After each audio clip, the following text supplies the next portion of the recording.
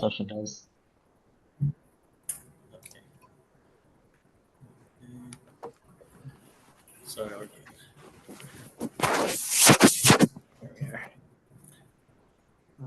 I'm just gonna pause for a bit. I'm just gonna review my notes one more time here. No worries. We will. Okay, sure.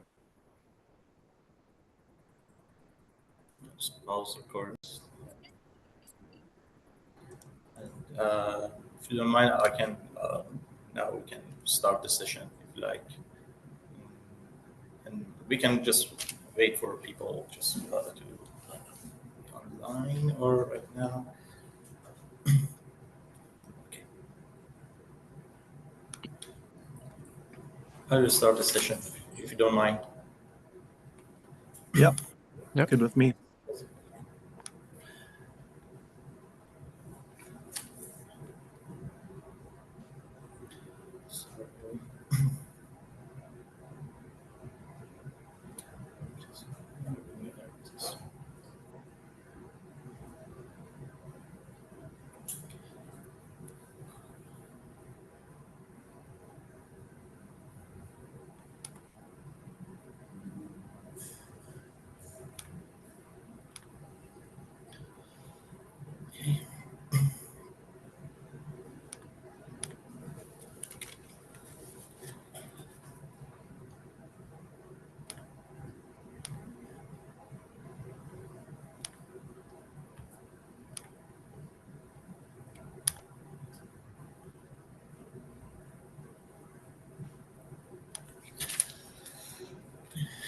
Good morning, good afternoon, and just one second, just to see my voice. Okay, right. Good morning, good afternoon, and good evening, everyone, wherever in the world you may be joining us from today. My name is Farrokhi, and I'm the organizer and today the moderator of this series. I would like to officially open the 23rd session in our Climate Change, Emergencies, and Cultural Heritage Speaker Series, which is being presented in partnership with Heritage Ottawa and World Heritage Catalysis. I would like to begin the today's session with a land acknowledgement. We acknowledge and recognize the many Indigenous nations have long been standing in relationship with the territory upon which our campuses are located that precede the establishment of York University. The area is known as the Toronto and has been caretaken by Anishinaabe Nation and Haudenosaunee Confederacy and the Huron-Wendat. It is now home to many First Nation, Inuit, and Métis communities. We acknowledge the current territory holders, the Mississaugas of Credit First Nation. The territory is subject to the Dish with One Spoon, Wampum Bells Covenant, an agreement to peacefully share and care for the Great Lakes region. As this is an online event, our participants may join in some of various locations. So I strongly encourage you to learn about the traditional land upon which you are located. With this, I welcome our speakers and our participants from all around the world. Welcome to our webinar. As well, I am also today's moderator, so I will provide a brief background of myself. I'm Dr. Farrokhi. I am an associate professor of architecture at John D. University of Technology and a postdoctoral fellow at York University. In 2018, I became a vice chancellor of the John D. Research Institute at the John D. University of Technology. My research focuses on cultural heritage and architectural engineering and has been published in numerous leading journals on architecture, cultural heritage, and sustainability, as well as in several books. Before I introduce today's speaker, I would like to briefly go over some housekeeping rules. The chat is open to everyone and for introduction and general comments and discussions. If you have any questions throughout the presentation, please feel free to raise your hand and we will call on your speak. You can now also put any questions in Q&A box and I will pass them on to our speakers. We will be answering questions after presentation, but please feel free to submit your questions throughout the presentation. It's now my great pleasure to introduce our today's speakers, Alireza Farrokhi and Oxland. Alireza Farrokhi is the manager of Heritage Places Conservation Division at Canadian Conservation Institute, where he leads efforts on conservation of Canada's built heritage. With a background in civil engineering, heritage conservation, and environmental design, Alireza contributes to key national conservation initiatives. His work highlights the importance of interdisciplinary to key national collaboration and involves developing on long-term conservation strategies for heritage sites. He focuses on heritage risk management and the integration of technical and cultural approaches to conservation, aiming to enhance the resilience and sustainability of these sites. Additionally, he's involved in conservation treatment of the modern building materials and contaminated historic sites, ensuring that these significant places are protected for future generation. Evan Oxland is Built Heritage Advisor with Parks Canada and is based in Calgary, Alberta. His educational background includes landscape history, Bristol, architectural conservation, Master of Science in the University of Pennsylvania, DRRMP, Heritage, ICROM, ITC, I don't mispronounce it, Ristom Kane, and ICROM Preventive Croatia, Oslo, Norway, Woodgard, ICROM, and Conservation Modern Architecture, Getty, and a graduate diploma in Urban and Regional Planning, University of Sydney. He also has a background in traditional trades, crafts, which he's very passionate about. So I just pass the session to Ivan and Alireza. The floor is yours. Thank you, Karush. Good afternoon, everyone. My name is Evan Oxland, and like Karush said, I'm a Built Heritage Advisor with Parks Canada, and I'm joining you today from Treaty 6 territory in Calgary, Alberta, Canada. So I'm pleased to be here with my colleague Alireza from CCI, who's the manager of Heritage Places Conservation there. Together with colleagues from our two organizations and the Government of Alberta, we formed a Canadian team that participated in ICROM's Prevent Mitigating Flood Risk for Heritage training. So today we're sharing how that experience has influenced our thinking and our continued efforts to scale disaster risk management more broadly beyond flooding for heritage places in Canada. So today we'll introduce disaster risk management within the broader context of climate change and heritage conservation in Canada, but from the lens of heritage professionals, specifically us. So in section 2, Alireza will then walk through some of our subject of the Prevent training, including the international case studies and our own case from the Turner Valley gas plant in Alberta. At the end, we'll just explore how we've applied these learnings through presentations, workshops, and continued in new resource development, and we'll finish by opening up the floor for discussions and questions. So just jumping right in, we wanted to start with a local recent Albertan example of loss of cultural heritage at the Ukrainian Cultural Heritage Village. This place interprets Ukrainian settlement through interpretation of original buildings, exhibits, and collections of artifacts unique to this area. On April 18th this past year, a wildfire broke out at the site's visitor center. It was a modern facility, not a historic structure, but it housed the core collection used for interpretation, and that collection was lost. The site had taken steps to prepare for emergencies. It had an up-to-date emergency response plan. The landscape was well maintained, with grass cut back several feet from the building envelopes. There's a history of prescribed burns in the region to reduce fuel loads, and security was present overnight. In short, this was a well-prepared site. Everyone acted quickly and professionally, and yet still the fire destroyed the visitor center and everything inside. The loss was profound. The loss of interpretation capacity, community heritage, years of curatorial work, and irreplaceable collections. It's about recognizing a pattern. Across Canada, heritage places are facing more frequent and more intense emergencies. And even when we follow best practices, when ERP plans are current, when landscapes are maintained, when suppression systems are in place, we can still lose what cannot be replaced. That tells us something, that our current emergency frameworks might not be enough for heritage. Maybe they're not designed with heritage in mind, and are often not updated to take into consideration changing site conditions or our changing climates. While there are naturally induced hazards, it is important to remember that no disasters are natural. There may be objective forces at work, but humans have the capacity to understand our environments and design our life in them despite a given hazard. Often we have decided for innumerable historical, social, and political reasons to settle in For instance, areas close to water.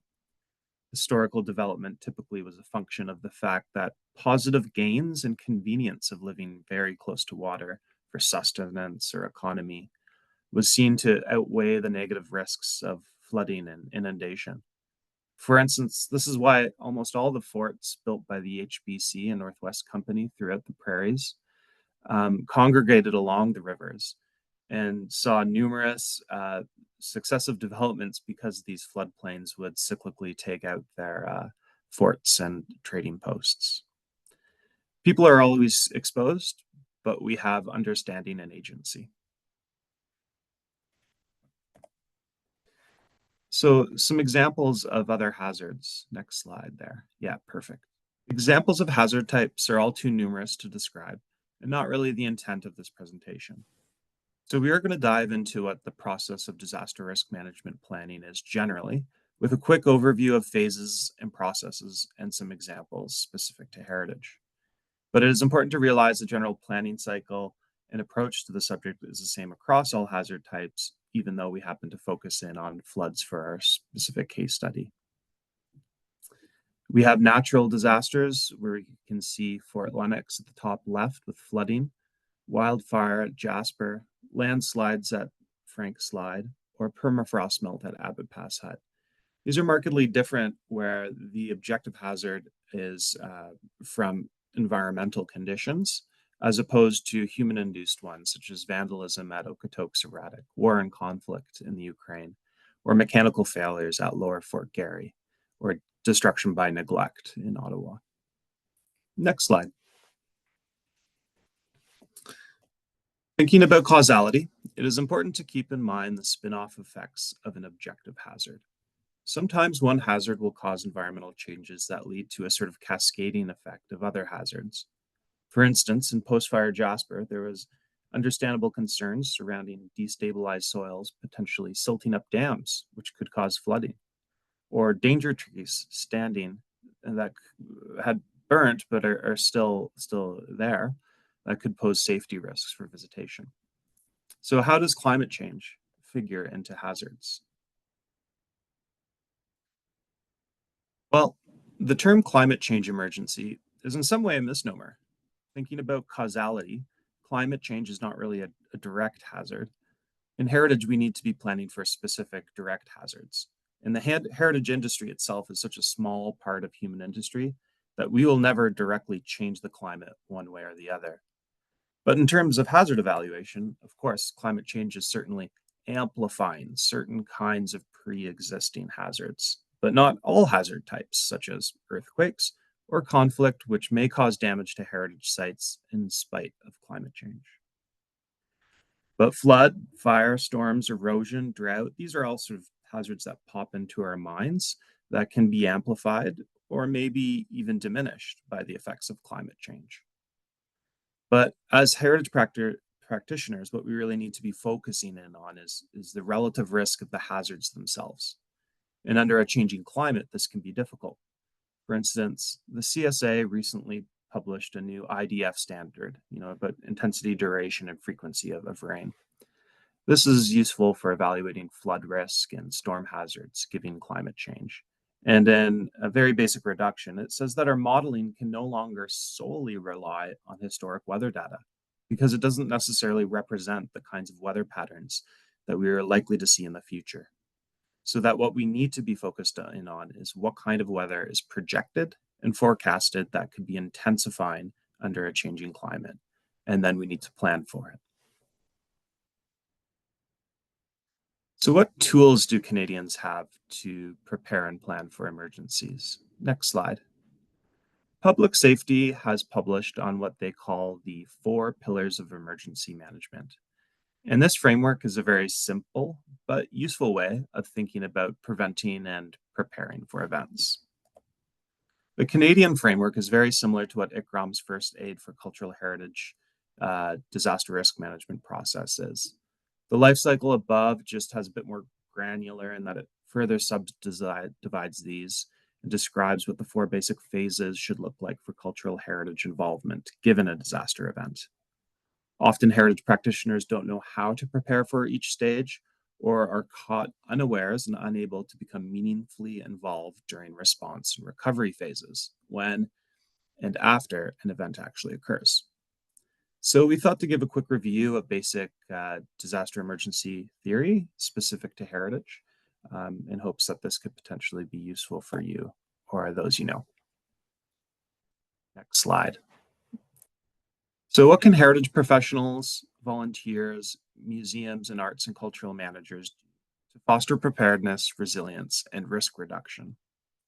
Before beginning this planning framework, heritage has really unique considerations of understanding site significance.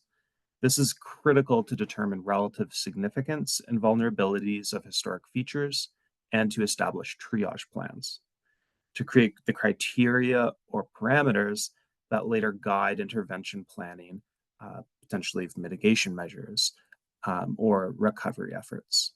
These are activities and concerns that disaster risk management professionals typically do not have an education or understanding of. Next slide. Another first step required in a disaster risk management plan with the heritage focus is really this vulnerability and capacity assessment. So vulnerabilities are the conditions determined by physical, social, economic, and environmental realities, which increase the susceptibility of an individual, asset, community, landscape, or system to the impacts of a hazard. For instance, in the illustration above, we see a museum located in a low-lying landscape, which may be exposed or prone to flash flooding given heavy rainfalls. By identifying these vulnerabilities, we can act to mitigate or prevent damage by reducing the negative effects of these vulnerabilities. For instance, raising objects or archival materials out of a basement and into an attic. Next slide. Who is vulnerable? During a vulnerability and capacity assessment, people and communities need to be remembered. The only reason we really care about heritage is that someone cares about it. Sometimes as heritage folk, especially those in technical fields like conservators or built heritage people like myself, can get a bit of a tunnel vision and forget about some of the most important values surrounding any heritage, the people and communities who are those ultimate sources of values. And within that, we need to think about that socioeconomic environment and things like equity, who is affected and who's affected most, and how can we help change those things. Next slide. Capacity. So by understanding the complex dimensions of vulnerabilities, both physical and social, we can also begin to understand how we can try and turn these into a site's capacities. It may require infrastructure work or community outreach and engagement, but ultimately what we're hoping to do is to increase the combination of all the strengths, attributes, and resources available within an organization to manage and increase the resilience of these historic places we care about. Next slide. So after we've got that vulnerability and capacity assessment done, we understand our site significance, then we're able to really dive into the risk assessment and begin the first phase of the 4 pillars. This includes identifying all hazards, understanding, and what hazards need to be addressed. We can do this in one of 3 ways. Prevention, eliminating the exposure to a given hazard, or to mitigation, accepting the place or things that is valued will be exposed to a hazard, but making a change to reduce its negative outcomes. And then lastly, acceptance of loss. Sometimes prevention and mitigation is impossible, or mitigation isn't financially feasible, or for the greatest relative societal good. Next slide. Yep, you got it. Preparedness. This is the second phase of the framework. It's really about being ready for an event. So here we have an example at the bottom right, which is the Alberta Rivers app. This is a really good forecasting app that hooks up to everyone's iPhone. It can give you real-time river level data. When we think about tragic events like the Texas event recently, these are the kinds of tools and resources that we're frankly lucky to have in Alberta. And many countries don't have access to these kinds of things. Being prepared could also include having hands-on supplies such as sandbags if you're a place that's prone to a water hazard. So early morning and monitoring systems, yep, key, having critical supplies on hand, but also having our triage plans together, knowing what objects or collections we want to get out of a site, and making sure we have lots of engagement with local emergency responders so they can help you achieve that. Next slide, response. These are all the sort of immediate actions that you'd want to be taking during an emergency. Human health and safety is paramount during this phase. So thinking about PPE, having specialist input required before and during site visitation. Then you're thinking about activities like triage and salvage. Stabilization of character-defining features may be necessary. And it's critical that heritage professionals are involved with building surveys and cleanup alongside engineers and technicians to avoid unnecessary damaging methods or potential avoidable demolition.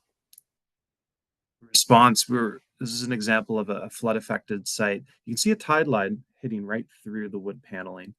I believe this is in Holland or Belgium. And so this is right after an event, and they've actually removed some of that lower paneling so that the brick masonry has the ability to dry.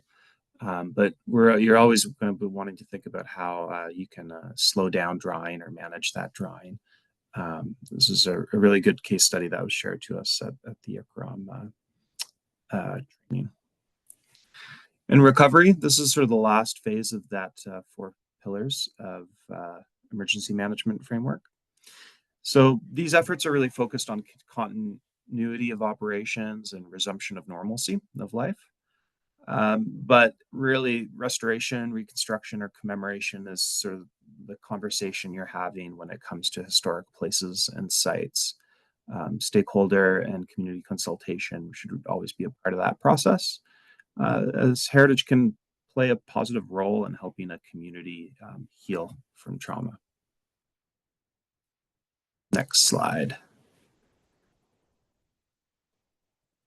Thinking about the Canadian context of disaster risk management, we have a very robust established system of disaster response in Canada.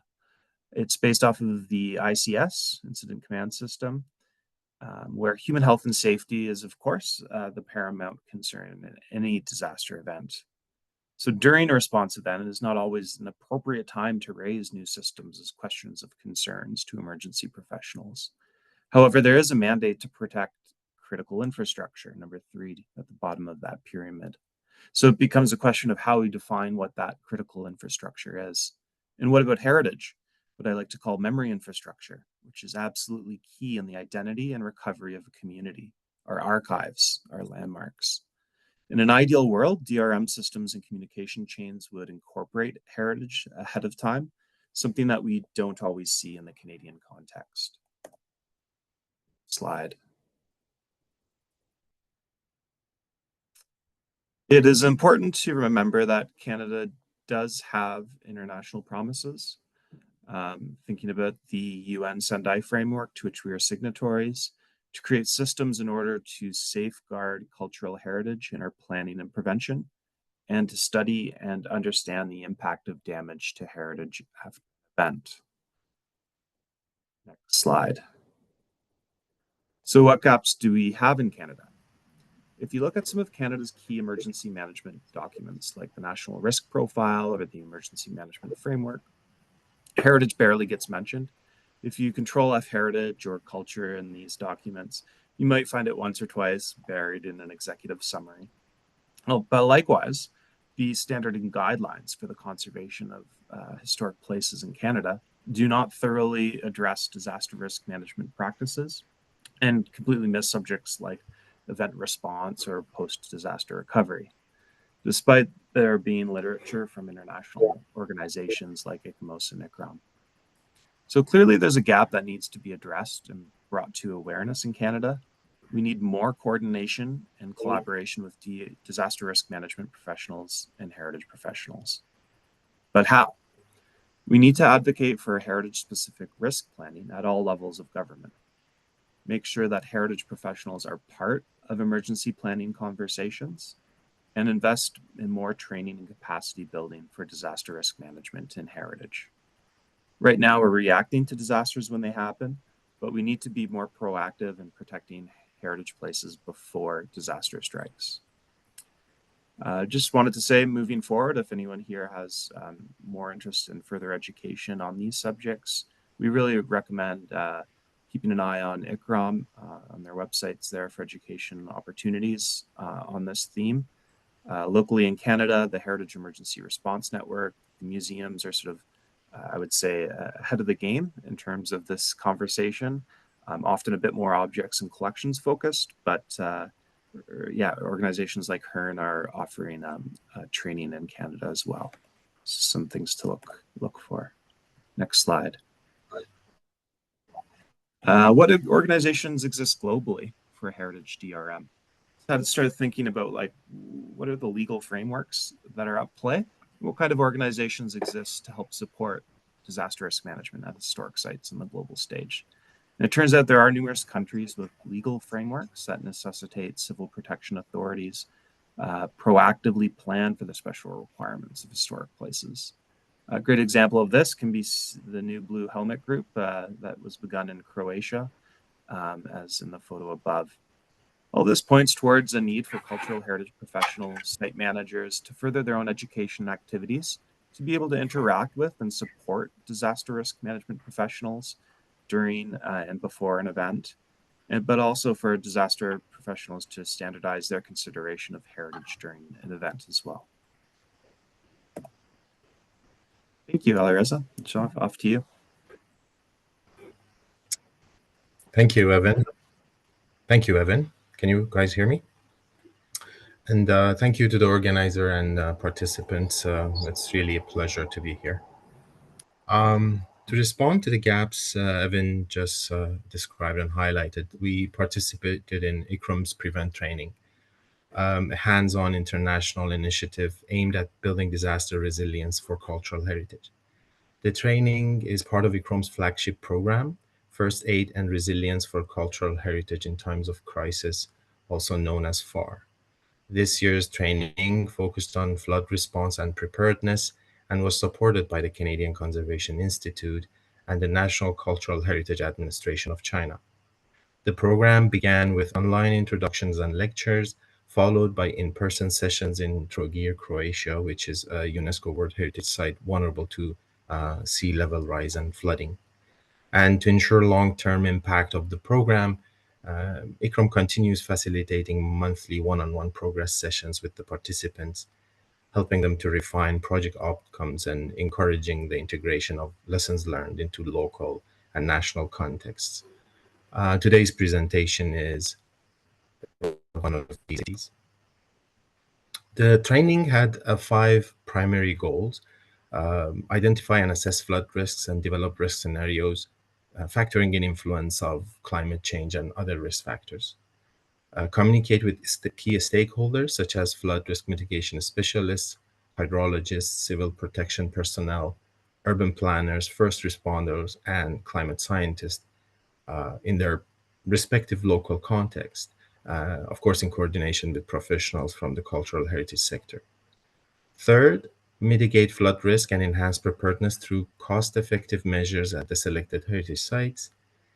Provide coordinated, time-sensitive, and context-specific emergency response to secure heritage in the event of a major flood. And finally, engage communities in mapping flood risks and identify their traditional knowledge of flood management. The training brought together participants from 10 countries, each bringing unique perspectives and challenges related to managing flood risk for cultural heritage. Unfortunately, several teams faced significant barriers and were unable to attend.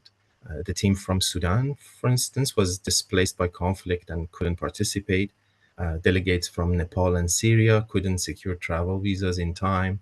And a team from Laos had to withdraw after their homes and communities were impacted by flooding, which really drove home the core theme for everyone. These absences underscored the very issue we were there to address: how climate-driven disasters and institutional fragilities are disrupting both heritage places and the people who care for them. One of the unique aspects of the training was how it integrated real world community facing activities. We attended a public symposium with local leaders, including surrounding community mayors, the Minister of Culture, and head of flood risk assessment in Croatia, civil protection authorities, engineers, students, and the media. This was followed by a disaster imagination game with citizens, including school children, retirees, and emergency responders. This helped surface both shared values and areas of divergence between professionals and the broader community in reaching the collaborative approach to collaborated on a group case study focused on the convent is increasingly affected by annual flooding events. Here, a resident nun is demonstrating a floodgate the community uses in response to rising sea and urban runoffs. The setting helped contextualize the training in a living, vulnerable heritage environment. The training combined expert lectures with immersive local engagement. Each day included presentations by international specialists on topics ranging from flood modeling to heritage values assessment. One particular memorable session involved local sailors and fishermen who shared traditional knowledge passed down to them through generations. For example, they described these subtle changes in the sea, these specific bubble patterns, which are indicators of what they call bura, a strong katabatic wind common along the Adriatic coast. These signals approaching the storm surge events. These insights grounded the course in lived experiences and reminded us that scientific and community knowledge must inform one another. Alongside lectures, each team worked intensively on their own case study. Here you can see groups mapping out response pathways, coordination lines, and communication breakdowns during hypothetical flood events. For the Canadian team, this meant identifying how warnings would be issued, who would activate response protocols, and where delays or confusions might arise. It was the first time many of the participants had visualized these systems in detail, and it quickly became clear that heritage assets aren't always prioritized or even clearly addressed in emergency plans. This practical exercise also helped us surface gaps that might otherwise remain hidden until a real event. One of the course's signature tools was the disaster imagination game, or Insight, developed by ICROM as a scenario building exercise. Participants collaborated to design a simulated disaster event tailored to Trogir's context, choosing variables like time of day, weather, and local vulnerabilities. The goal was to stress test emergency plans and expose assumptions. It's a structured but flexible tool that we are adapting in our work in Canada. Once the scenario was set, we moved into full simulation. Participants assumed roles, some as municipal authorities, others as community members with specific needs, for instance, a blind resident, a tourist facing language barriers, a shopkeeper, a religious leader located in another location, and more. The exercise was designed to test how individuals and institutions respond under pressure, and it did. Plans that seemed sound on paper quickly unraveled as role play introduced real time stress, competing priorities, and communication failures. At one point, the exercise became emotionally intense for a few participants. So, note of caution if you're considering using insights in your own context, we recommend building in supports like safety briefings and debrief sessions to prevent harm and foster meaningful reflection. Each country shared a case study from their own context that provided invaluable learning opportunities. From Croatia, we heard about two museums, one inland and one coastal, facing growing risk from heavy rains and storm surges. India presented the Kaziranga tiger and elephant reserves. While seasonal flooding is ecologically essential, it also poses increasing threats to the site's infrastructure and the communities who protect it. Malta brought forward the case of ancient catacombs beneath Valletta, underground heritage sites facing both a structural risk and surface development pressures. The team from Poland focused on a palace situated in a low-lying landscape, now vulnerable to frequent urban flooding. And Romania presented a town site where heavy rains and flooding events are triggering dangerous secondary landslides. What united all these examples was the need for integrated approaches, ones that recognize both heritage values and the compound nature of the risks. For a Canadian team, the case study focused on the Turner Valley Gas Plant, a national historic site and a provincial historic resource located in Alberta. It is an industrial complex that was in operation from 1914 until 1985, playing a crucial role in the extraction and processing of natural gas and gasoline. This was an innovative site with several of the technologies and processes developed here being the first of their kind in Canada and even globally. Over its operational years, the plant was modified and expanded multiple times to accommodate new technologies and meet the changing demands of the industry. For many of you might already know, but for others, Turner Valley Gas Plant is located 60 kilometers southwest of Calgary, Alberta, on edge of the town now called Diamond Valley. On the map, Diamond Valley is the combined Turner Valley Black Diamond area. The discovery of the Dingman number 1 well in 1914 at Turner Valley triggered Alberta's first major oil boom. This event fundamentally reshaped the province's economy and identity. The gas plant itself was at the heart of that transformation, refining sour gas, pioneering sulfur recovery, and producing fuel critical to industrial development. Beyond its historical role, Turner Valley is valued as one of the few remaining intact gas processing plants from its era. The site offers a unique lens into early 20th century industrial practices, including how communities lived and worked alongside emerging technologies. It's a tangible link to a pivotal period in Canadian history and a reminder of the environmental legacy that came with it. These images depict the current state of conservation of the site. Many of the structures are well preserved, although some require ongoing maintenance and conservation efforts to address environmental and structural risks. Government of Alberta is actively investing in managing the environmental contamination of the site and its preservation and conservation. The plant contains 29 extant historic structures, with buildings dating from the early 1920s to the 1950s. These structures provide a comprehensive look at the evolution of refining technology over the decades. Some of the key buildings are highlighted in this image. The light plant building, originally built in 1921, now serves as an interpretive center. The compressor plant up top contains the gas compressors. The absorption plant and gasoline plant, both of which were crucial to extracting hydrocarbons and gasoline. And on the hill over there, the Horton spheres, built in 1942, were used for storing aviation fuel, instrumental during World War II. As we have presented this work, one concern has come up more than once. The perceived contradiction in choosing a heritage site rooted in oil and gas development for a project focused on climate-related disaster risk. Turner Valley is a strong example of dissonant heritage in that sense, a site that is historically significant, yet whose legacy is contested.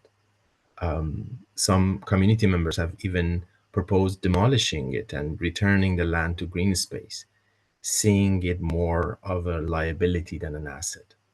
But these views often overlook several key points.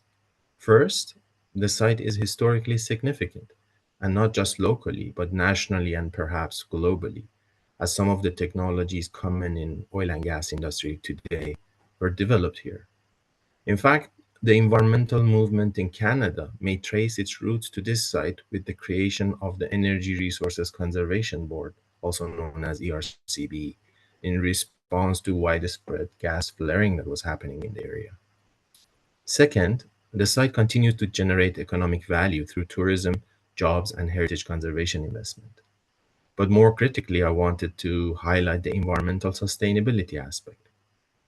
Because the site is contaminated, it falls under Alberta's polluter pays model. And since it is publicly owned, the responsibility for contaminations remains the responsibility of the Crown indefinitely. Removing contaminated soil could destabilize the current state of equilibrium, disturb structures, and harm heritage fabric. That's why the province has chosen in situ management, monitoring, and containing contamination in place. It's a balanced approach. In that sense, Turner Valley offers a very relevant and realistic case study.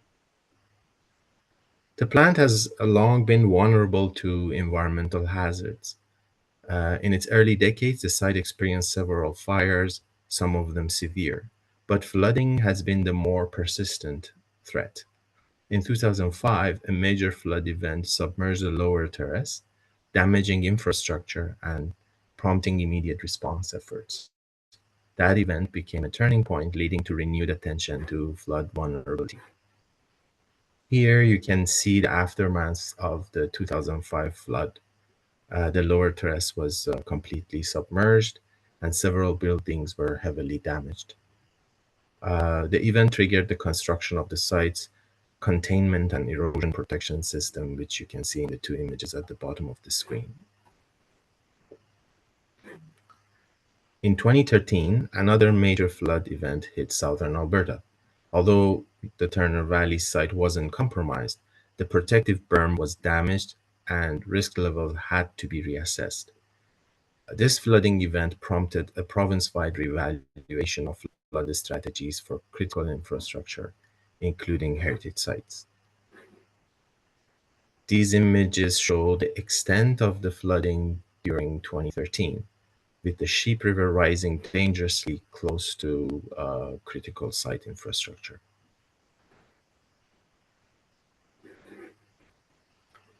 Looking at flood projections, we can see how increasing water levels over time are impacting the site. As mentioned, the government of Alberta updated its flood mitigation strategy province-wide after the 2013 events. As part of this update, the Turner Valley Gas Plant, which is categorized as both a museum archive facility and a contaminated site, required flood mitigation measures to be redesigned to withstand a 1 in 1,000 year flood event. The graph on the right shows the projected flood recurrence intervals. As you can see, for a 1 in 1,000 year event, the instantaneous discharge would far exceed the 2013 flooding event, clearly beyond the site's current protective measures. As a result, a comprehensive design was proposed for upgraded flood mitigation measures at the site. This comparison illustrates the potential impact of proposed flood mitigation upgrades. The model on the left shows the site with enhanced protections, while the right highlights the vulnerability of the site without these upgrades, particularly in the lower terrace. Note that only a few structures which were impacted by previous flooding events would be compromised in such an event.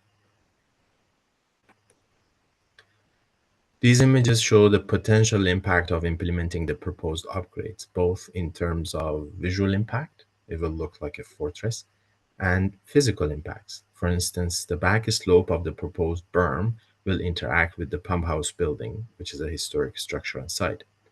Given the socioeconomic factors in the area, it was decided not to proceed with the proposed mitigation upgrades at the site itself. Instead, efforts were redirected toward protecting the municipality and major infrastructure nearby, recognizing the delicate balance between conservation, economic impact, and community well-being. This case study served a critical role in helping us test new approaches, spark dialogue, and shift thinking around heritage and disaster planning. One of the most immediate outcomes has been the opportunity to share these insights nationally, refining our ideas and gathering feedback through a series of presentations. We began with internal sessions at the Canadian Conservation Institute and Parks Canada, bringing our colleagues into the conversation. We also presented at the l'Institut du Patrimoine at Université du Québec à Montréal, sharing the Canadian experience with a bilingual academic and professional audience. And of course, this presentation at CFOL, you were part of that ongoing effort. As we move forward from sharing to implementation, we are also thinking strategically about next steps. One of our goals is to expand outreach and build stronger relationships with mainstream disaster risk and emergency management practitioners. We want to support the inclusion of cultural heritage in standard operating procedures, particularly during the response and recovery phases. At the same time, we are working to build awareness and offer training for heritage professionals themselves, many of whom haven't yet had access to this type of emergency planning guidance. One key milestone was a full-day workshop hosted with the Heritage Division of the Government of Alberta. The session brought together provincial staff responsible for managing a range of heritage sites, many of which face environmental risks similar to Turner Valley. We introduced core DRM concepts, shared our case study, and facilitated mapping activities to identify vulnerabilities and capacities across sites. It also allowed us to begin testing how international training content could be translated into local site-specific practices. The Alberta workshop concluded with a modified version of the Disaster Imagination game, or Insight, with our Alberta colleagues. This exercise allowed us to simulate worst-case flood scenarios at Turner Valley and test emergency response protocols. We document the learnings to update the site's emergency response plan and to guide future preparedness planning, both at the site and other at-risk heritage sites. One of our key deliverables moving forward is a conservation brief on disaster risk management for heritage places in Canada, co-authored by the Canadian Conservation Institute and Parks Canada. This brief will distill the key concepts from the training, integrate Canadian case examples, and provide guidance tailored to local, provincial, and national context. It will serve as both a professional resource and a platform for future capacity building.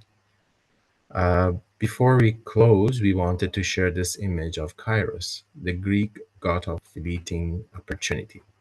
This bas-relief, located in the Benedictine Monastery Museum in Trogir, shows Kairos with a lock of hair at the front and bald at the back, reminding us that opportunity must be seized as it arrives, or it is lost. For us, Kairos captures the core lesson of this work. Disaster preparedness in heritage must be proactive, not reactive. If we wait until a disaster occurs, the moment for meaningful intervention has already passed. So with that, thank you for your attention, and we welcome your questions, comments, or any reflections that you would like to share with us. Thank you.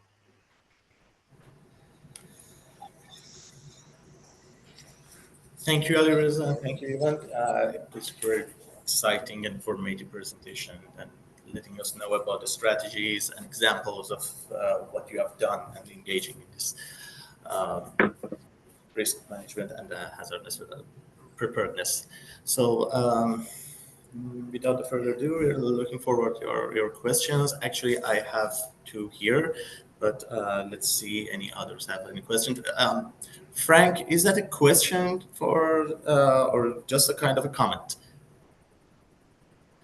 Oh, so Frank Herringers is that? Oh, it's a question.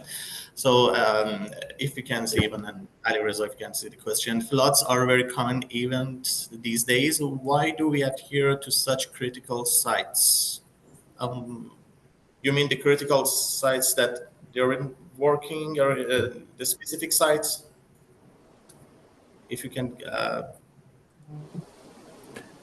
make it your question. So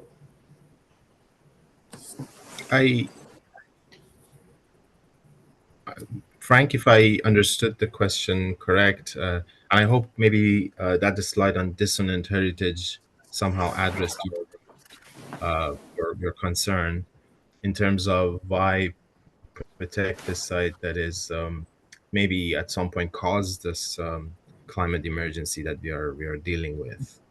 And these are sites of memory. These are um, why people come together, and it kind of creates some continuity in the community. So that's basically the core value they provide, and we have to learn from the past. And there are many examples around the world prone to earthquakes, and even after major events, people tend to go back to the same places knowing that it's a critical zone, but they would go back to those areas and build again because they have a meaningful, real connection to the land. So I hope that kind of addresses the question. We have another question by Nikki Dhaliwal. So, can you read this, or you want me to? I can read it. Yeah, This is Nikki's comments. Yeah, I think we showed that one example of working with the government of Alberta's Heritage Division, where we use that disaster imagination game, and it's a really great way for participants to get the core concepts. But then at the same time, you're also crowdsourcing new ideas, because each group comes up with different ideas, and they might highlight vulnerabilities or capacities that you had missed potentially, or breakdowns in communication chains and sort of communication plan part of the ERPs. So we found it really useful. I think it would probably depend on your audience as well, but I think that would be like a key tool to use. Starting off with the theory presentations, but then jumping into sort of a practical applied workshop. People find it enjoyable, and I feel like people learn more when they're having a good time. So that's really important. Sorry, could you remind me of the name of the game or the experience you guys had? What was it called again? Sure. Yeah, it's called Insight. If you go Insight. to the ICROM website, if you type in Insight, you should be able to find it. When I did their disaster risk management planning training as well through the Ritz-Macon, they run a course every couple of years.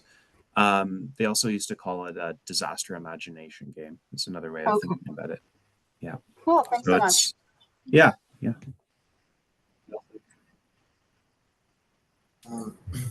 thank you very much. So, maybe I can ask my question as well.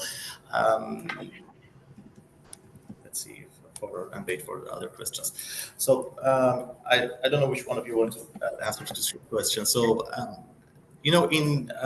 I just want to know that how does Canadian Conservation Institute or any other agencies approach prioritizing the interventions when multiple heritage sites are exposed to risk, such as post-flooding, but not only limited resources are available.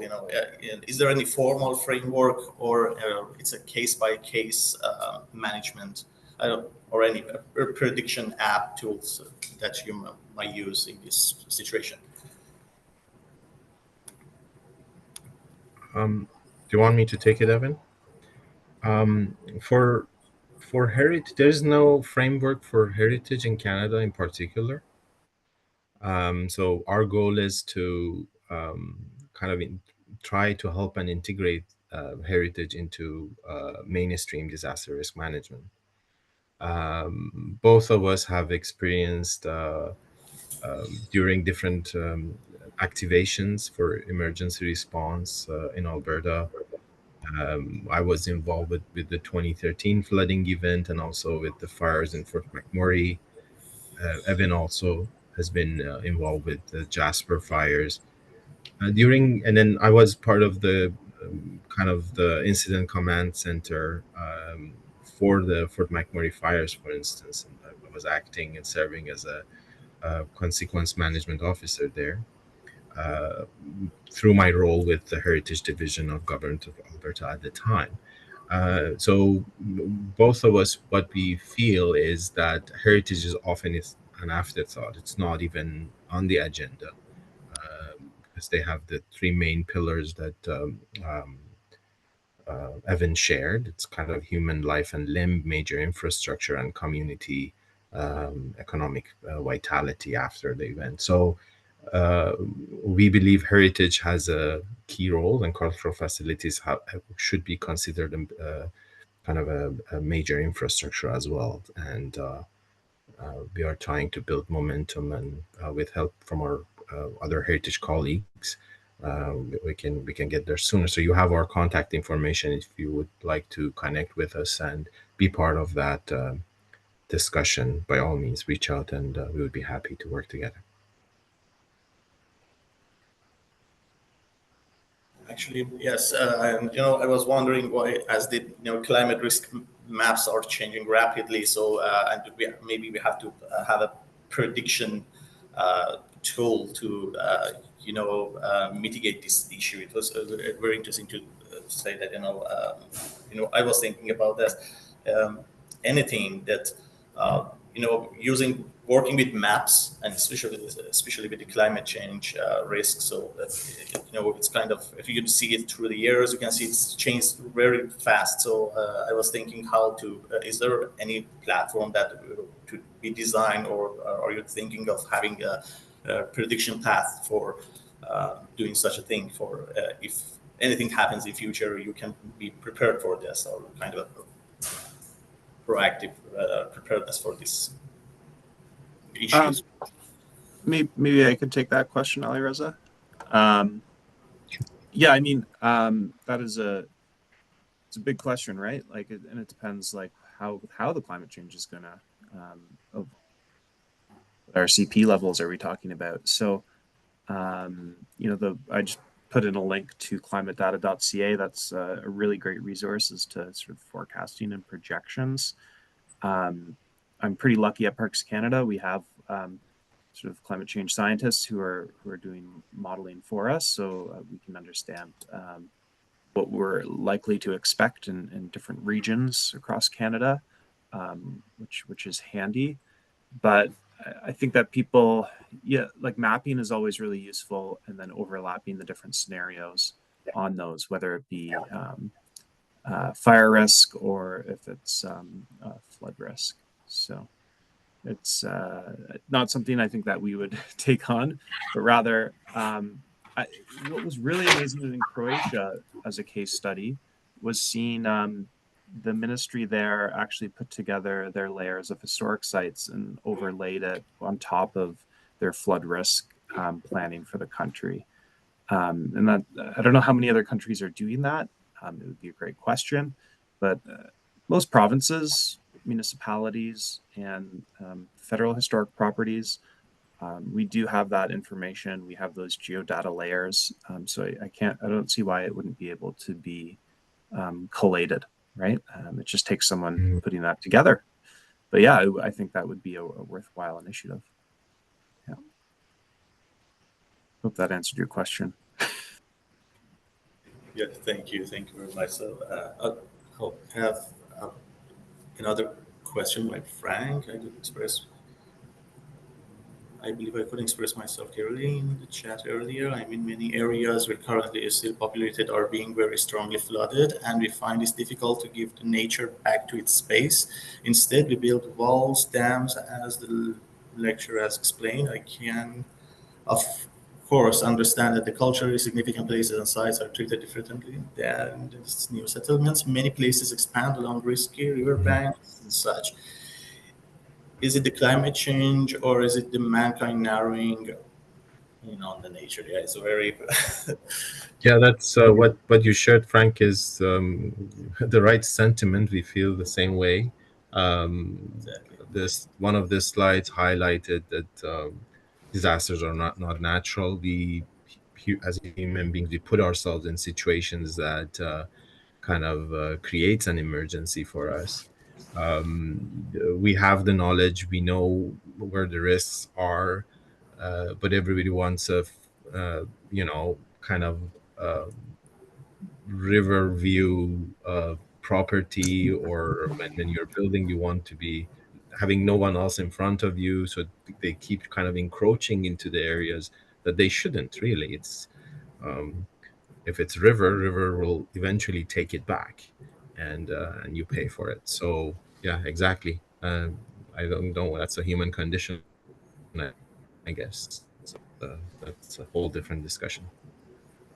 Yeah, it's a lot of historical, social, and political development pressure, and then having cities that have been built up in prone areas exposed, and then that's a lot of money to just give up on and to withdraw yourself from. So a lot of places don't have that kind of money to enable that. A lot of vested interests in a lot of places. In fact, I can add an anecdote from the floods in Turner Valley after 2013. There was immediately down a stream to the Turner Valley gas plant, there was a very posh community with kind of acreages with beautiful mansions on them. And it was fully basically submerged in fire. People had to be evacuated. It was a very costly endeavor. But after the flood, and with the renewal of the basically risk modeling, the province didn't allow those communities, those homeowners, about 10, 12 of them, to get back to where they were. Their properties were very expensive, and the province basically bought it back from them. And so that area, it was like an island in the middle of the river, is now an island, which naturally it should be. So yeah, eventually we'll learn from our mistakes and pay for it dearly too. Thank you. Thank you, President Mayman. And I have a question about the traditional craft. So, because as you both have a field work and policy experience, uh, it's a question for myself. So, how do you integrate? How do you think about the integration of traditional building knowledge or crafts into national disaster preparedness strategies? Particularly maybe in remote heritage sites.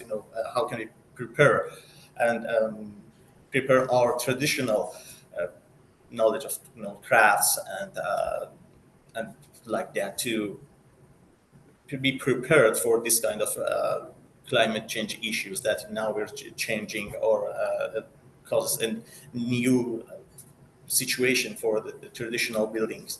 Is there any strategy for that, or do you think that what can we do about it? Because you both have a in field experience. I might take this question first, Alireza.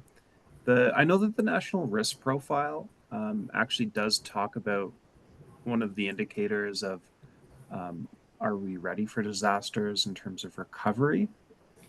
They talk about heritage trades specifically, and sort of identifying that we have a need to have heritage trades who are skilled enough and are able to take on projects given damage, given desires to rebuild or reconstruct or restore, which is a larger question of is there enough money to sustain those trades currently? And is there enough volume to keep those trades going? And that's, I think, the key problem with heritage trades in Canada generally, is that there are people who have the skill sets, and they don't always stay in the trade because there might not be the work for them, especially when we think about how big Canada is. You're out east, you're in Montreal, Toronto, for sure. You're going to have those people. If you get into rural prairies, it changes drastically very quickly, and people are very far from the heritage trades that are required. But I think beyond the heritage trades, just like in response events, a lot of there could be issues in terms of restoration companies coming in with their approaches. And when I say restoration company, I mean the companies who are approved by the insurance companies, so that these aren't like what I would call a conservation company. And so the way they might approach historic materials would probably be different than a conservator or a conservation company would. Yeah, hope that helps answer your question.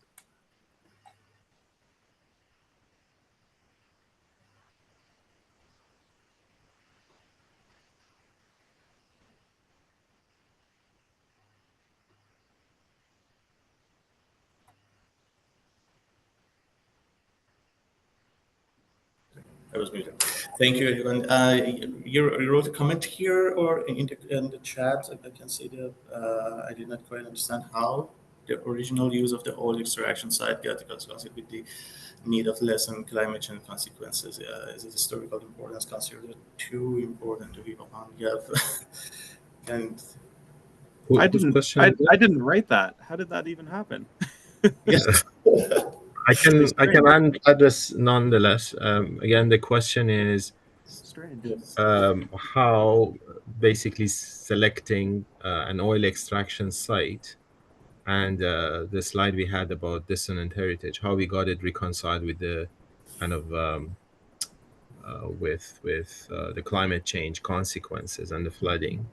So what I was trying to say is the contamination is already there on the site and is being managed by a rigorous system.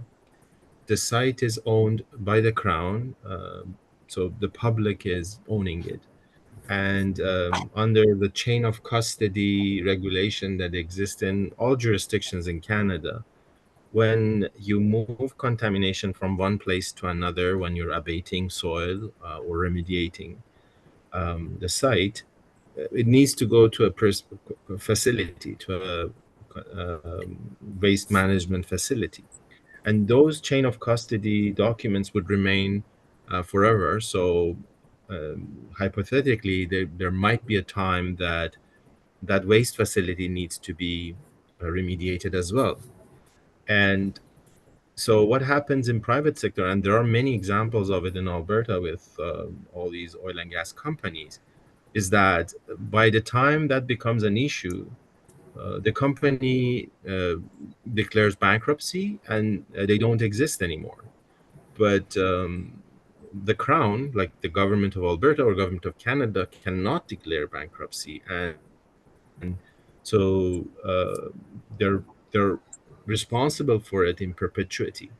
So rather than moving contamination from one place to another and still be responsible for it, uh, we basically advocate, and this is what government of Alberta eventually did for this site and many of the other sites, is having a risk management plan in place. Uh, there's another site, the Bitumen site, which was for extraction of oil sands. It's a provincial historic resource as well. This is where basically extracting oil from oil sands was first experimented on and patented, actually. So that site is contaminated, and the contamination is being kept in place. And what's happening over 50 years is uh, with the attenuation and then all the natural growth that's happening, some of the soils are showing that they're basically being reclaimed. Um, and actually, there are multiple research groups from different universities. University of Alberta, one of them, have published on this. There are certain bacteria in the root system of some of these fauna that basically, and the flora that basically helping reduce the contamination. So it's kind of a topic. I hope that addresses your question, Antoine. Thank you very much, Alireza. Thank you, Antoine. I guess he should use Ivan's registration link, so you could have your own registration, Antoine. So thank you, Alireza. Thank you, Ivan. We are running out of time, so but it was a very exciting presentation, and actually I really like that. So it's and I think anyone who has any questions, so because we will put this on YouTube, so if any questions arises, I will forward them to you. And thank you everyone for joining us today. It was a great session. So thank you for participants. Thank you, Alireza. Thank you, Ivan, for your great presentation. So for next session, I just want to let you know that in August we usually have we won't have any session in the August. Usually we have a leave on August, and then we will start in September. So thank you everyone for this, and have a great summer. Thank you, Alireza. Thank you, Ivan. Thank you, everyone. Thank you.